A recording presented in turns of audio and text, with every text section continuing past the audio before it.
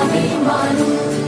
இதயம் ரெண்டு சேரும் ஒரு புதிய பதமும் பாடும். இந்த ஆசை பேரோசை இசையாகும். இந்த திருமண கொண்டாட்டம் நம் குடும்ப ஆர்ப்பாட்டம்.